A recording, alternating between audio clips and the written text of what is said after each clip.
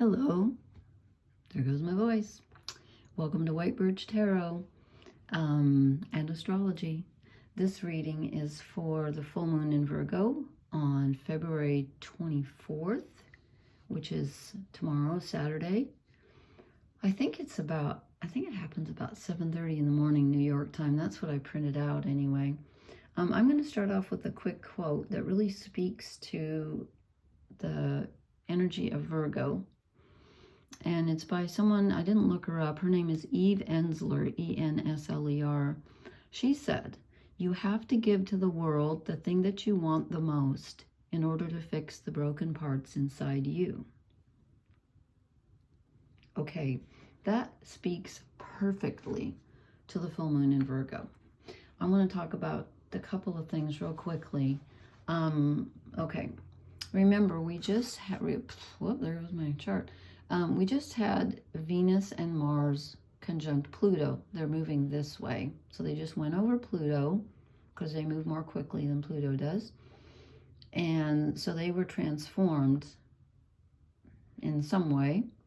Deep dive into the underworld. They're in Aquarius, which to me feels like electricity running through my body. And then we have the Sun, Mercury, and Saturn all together in Pisces. Okay, and I mean, this put it in the 12th house just because of the time I put in. It did, again, it depends on where you have, I don't like this. It doesn't print out the degrees. It's over here. The full moon's happening at 5 degrees. Here's the moon, 5 degrees. I should have written that on here. 5 degrees of Virgo, which is opposite 5 degrees of Pisces, where the sun is. That's what gives us a full moon. Full moons are the ending of something, the culmination, shines light on something. So here's the sun, which is ourselves, our expression out into the world, our full selves. It's conjunct Mercury, who rules our thinking and communication, and Saturn, who is Father Time, who rules restrictions, constrictions, reality, time, learning opportunities, also the harvest. There are some positive aspects to Saturn. Saturn is the stuff with which we work, the material reality, which when we work with it becomes the gold of the sun. Saturn's metal is lead. And then when we work with it, if we express our true selves, we turn lead into gold, which is what alchemy did. Okay, and then we also have Chiron still conjunct the North Nodes in Aries. So your sense of self, where have you been wounded? And tonight we have a good thing. We have Jupiter, which is in Taurus, the earthiest of the earth signs, ruled by Venus, trining, which is a good aspect to the moon. Okay, and let's see, what's he doing to Pluto? Why is there a red line here? Pluto is at, hang on just a second. It's 9 degrees. I'm not going to count that too much. It's kind of a square, but not really. Is that right? 30, 60, 90. Yeah, kind of. It's not terrible, though.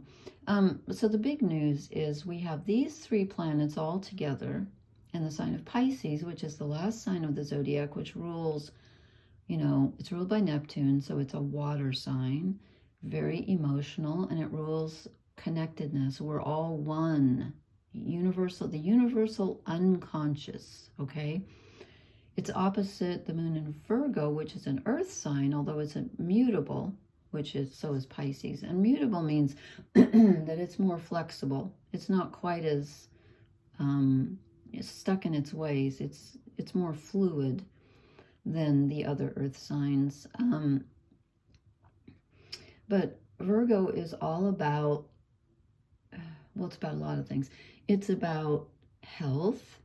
It's about service. So it's about serving others. It's about taking care of others. It's also about taking care of your own health. It's about details. It's about taking care of the small things. And Pisces is just the opposite. Pisces is the big picture. It's like, oh, we are all one. I'm universal. Yeah, that's true. But the reason that signs are opposite each other is because they complement each other. So when the shadow side of Virgo is trying to over control everything, and Pisces is not about control. Pisces is about surrender. So each side's shadow side is sort of fixed by the other sign. So Pisces can be a little bit boundaryless. I have trouble, I can't set boundaries. Oh, Virgo's all about boundaries. It's like a filing cabinet. It's like, I'm going to put this here and this here and this here. So what do we have? We have a full moon, which is our emotional needs. The moon is always our needs, and it's always about emotions. Okay, it's in the sign of service. So you might feel very needy yourself. And what that woman said, that quote that I said is, how did she put it? Let me read it again. It was just too brilliant. It disappeared. She said, you have to give to the world the thing that you want the most in order to fix the broken parts inside you. So this is the dilemma when we have, I almost pointed to myself here, when we have the, here's all of this Piscean energy, which is, again, the collective unconscious. It's about putting others first. It's about being a victim. It's about having no boundaries. It's about unconditional love, too. And it's opposite our emotional needs. So there's a little bit of a dilemma here between, how do I serve myself? Well, she said it's by serving others. I would agree with that. I think you serve yourself by serving others, but that doesn't mean that you totally surrender your own needs. The moon here is reminding us, hey, I have needs too. And again, I think this is, oops, wrong one. I think this is heavily tied into the, to Chiron conjunct the North Node, where our very sense of self at some point in our lives was wounded. We all have a wound. We all do. And this is being triggered, I think, by this. You're asking yourself, you might be feeling really needy, like, well, who's here to serve me? I've been serving and serving and serving. Who's here to serve me? So it's kind of a trade-off, it's like, how much do you give and how much do you take? And then we got all this forward-thinking Aquarius energy saying, I want to talk about the future. I want to make plans. I see something new. That's good. You might get some really good new ideas at this time, which will serve you and humanity. Don't discount that. So, okay. So that's what I want to say about the astrology. And I hope I can do this. I'm like, I don't know what my problem is. This full moon is knocking me for a loop. And to ground myself tonight, I went for a long walk in the woods, which was wonderful. I saw a deer. I saw geese. I saw the full moon rising, but I'm exhausted. So anyway, there's that. So I'm going to try to interpret these. They look really interesting. I took a look at them. I don't know if I already said this or not. I took a look at them, turned around and went in the bedroom, laid down on the bed and fell asleep. I was like, I can't handle this. It's too much. It's a very challenging read tonight, but I knew it was going to be. But I never get the cards, I think. Okay, I'm going to start. And last time that looked blurry to me, so I've tried to readjust it. I hope this is better. Okay, we start with the Knight of Swords. This is that Aquarian energy, because this is thinking. He's got something tied around his eyes, so he's not seeing where he's going. I've never seen that before in a Knight of Swords. He's flying blind. So this is about trust, and that's another thing I wanted to say about Virgo. Virgo is about trust, and Pisces is about faith.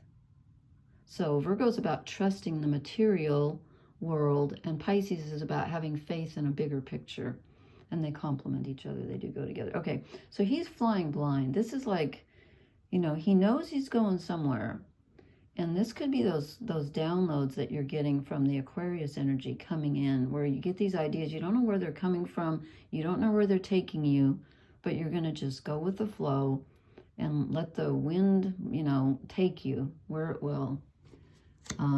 And then we get the Five of Pentacles, which I'm not surprised to see, because this is the feeling alone card. And Virgo comes from, you know, I think it's Latin for virgin. And people get that confused a lot of times when they talk about the Vestal virgins. I may have said this before. In ancient Greece, they weren't virgins like we think of them. It had nothing to do with sexuality. It was women who were unmarried, women who belonged only to themselves. So Virgo energy is very much about trusting your own inner guidance and being your own person. Virgos are very independent. So we get the Five of Pentacles. So this guy, he's out in the rain. He's alone, but he chose to be alone. He chose to be that way.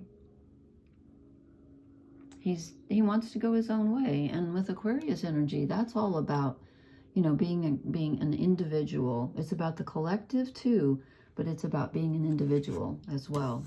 That's the paradox of Aquarius energy. Then I get the Three of Cups. Okay, this is the exact opposite of the Five of Pentacles.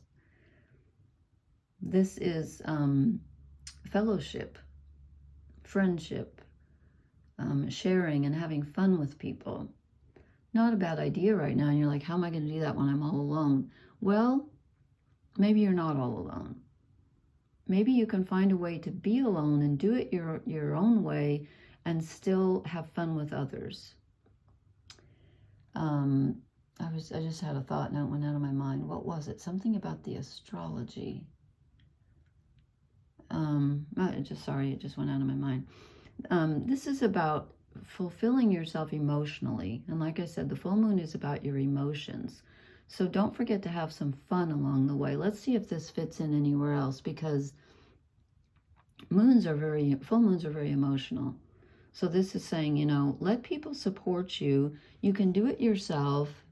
And yes, you can be alone, but you're never truly alone, especially with all those planets, the Sun, Mercury, and Saturn in Pisces.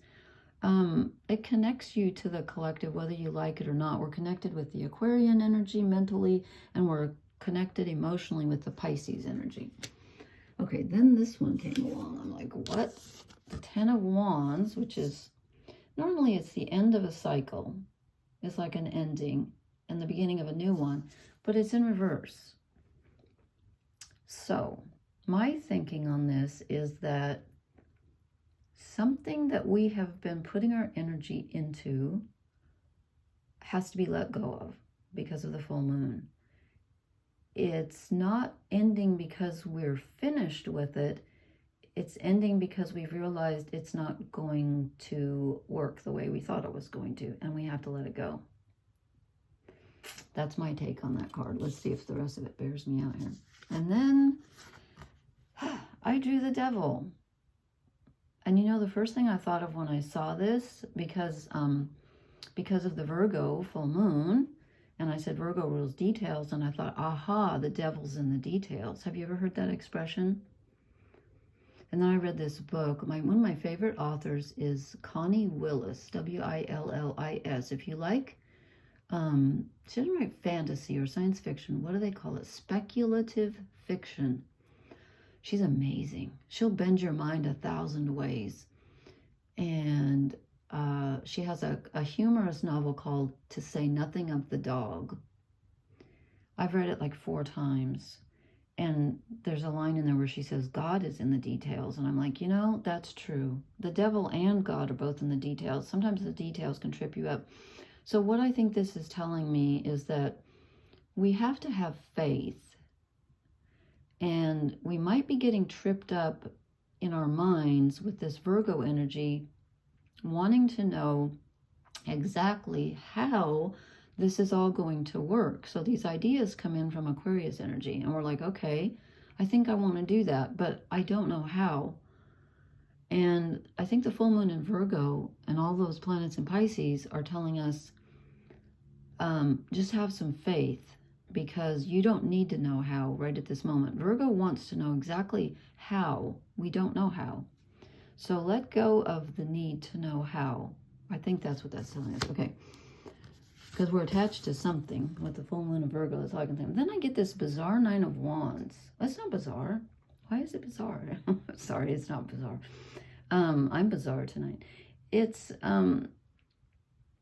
this is when we have come through a battle. He's clearly been wounded. We're not quite at the, okay, here's the 10 of Wands, right? And it's upside down. So like I said, something that we've been working on that we thought we'd be finished with, we have to abandon. We don't even get to finish it. So I think this goes with that one. And I think, I keep hearing someone behind me. Oh, there's no one there. There's no one in the house, so there better not be. He feels like he's been through a battle and he's really tired and worn out. And he's just keeping his eyes open because I think we're feeling a little bit just world weary and like, you know, like, when's the good stuff going to happen? Oh, and one thing I forgot to mention about the astrology is that we have Jupiter trined the moon when it's full. And that is a great energy. Trines are positive energy. So what that does, and Jupiter's in Taurus, as I said, Taurus is the earth, you know, things blossoming, spring coming. So what this is telling me is that we need to move with the seasonal changes. And remember that everything has a season and something may be drawing to a close, but that means something new will open space for something new. And it's also reminding us to be grateful for what we have, because being grateful also opens a space in our hearts for the new to come in. So this guy's saying, you know, okay, I've put all that energy into something. Now you're telling me to let it go. I'm exhausted. So what can I count on? Well, Jupiter and Taurus. So, and also look what we get next. Okay, the Two of Pentacles. This is on a very earthly level, and Virgo's an earth sign. It may be mutable, but it is earth. On a very earthly level, we have a struggle going on, a choice between, do I serve myself or do I serve my own needs? I mean, I'm sorry, that's not a struggle. Do I serve my own needs or do I serve the needs of others? And you have to find a way to do both, because ultimately, I'm sorry, jiggling all over the place. Ultimately, they're the same thing. They may not feel like it right now, but they are. So we have a choice here. Not a choice exactly. It's a balancing act. You got to figure out how to meet your own needs and meet other people's needs without sacrificing your own needs and not having any boundaries with all that Pisces energy. And then, dun, dun, dun, we get the 10 of Pentacles. This is perfect. This is telling us that we can have it all. We can have it both ways.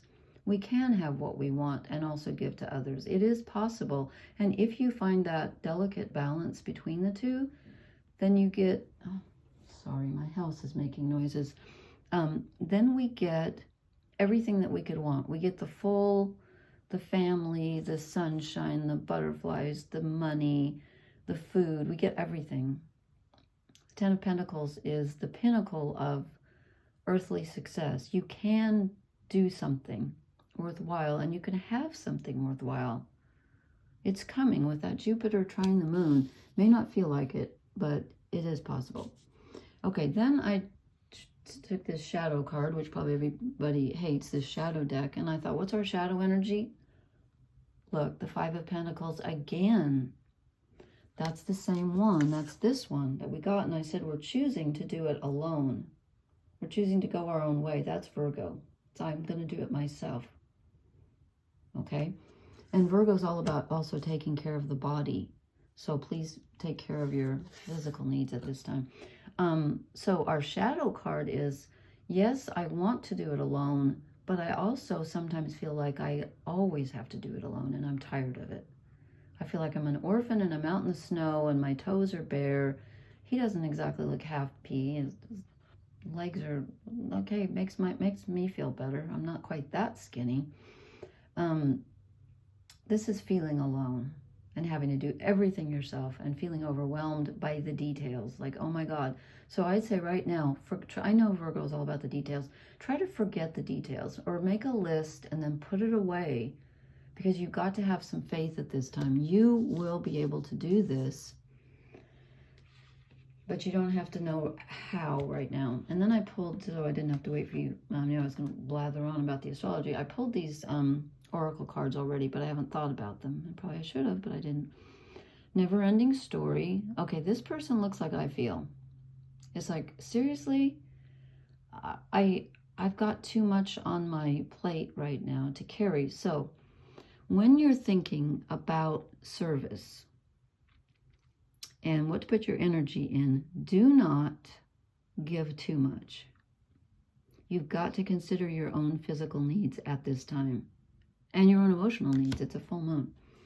Okay, then we get the thinker. And I'm thinking with all of that Aquarius energy, we might be overthinking. We might be overthinking. I'm not sure that, well, let's see. Mercury's in a pretty good place right now because he's conjunct the Sun and Saturn. So maybe it's okay to be thinking, but I wouldn't overthink it.